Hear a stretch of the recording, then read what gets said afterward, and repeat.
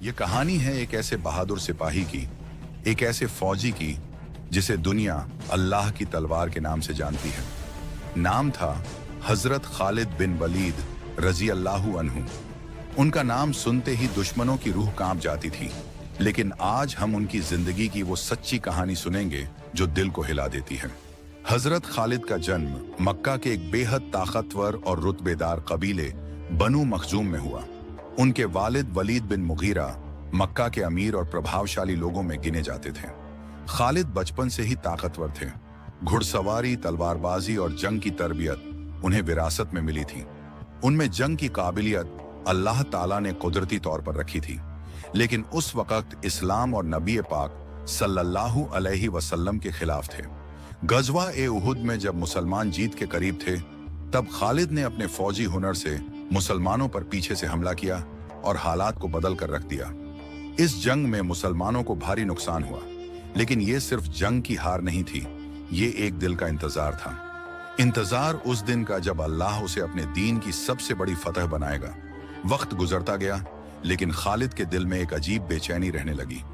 उन्हें महसूस होने लगा कि जो सच्चाई वह ठुकरा रहे हैं वही रोशनी है। एक दिन उन्होंने मदीना का रुख किया।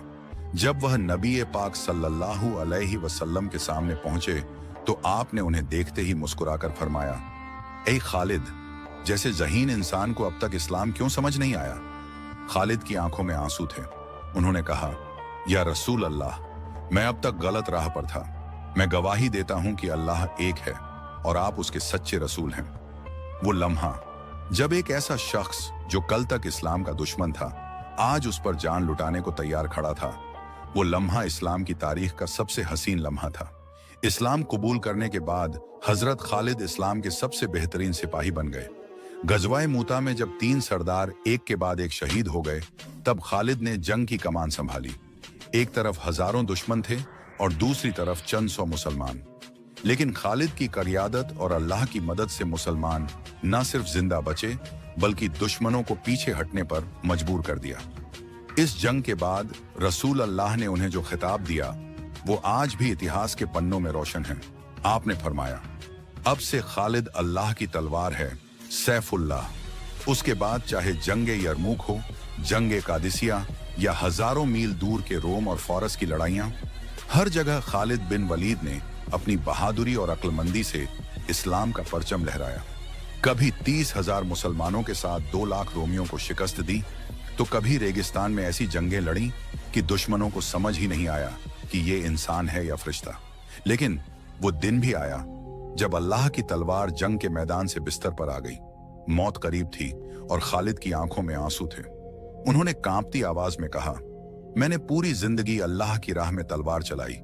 मेरे जिस्म का कोई ऐसा हिस्सा नहीं जिस पर जख्म ना हो, लेकिन देखो, मैं बिस्तर पर मर रहा हूं। जैसे कोई बुजदिल, मुझसे बेहतर वो है जो शहीद हो जाए। ये वो दर्द था जो सिर्फ एक सच्चा मोमिन ही महसूस कर सकता है।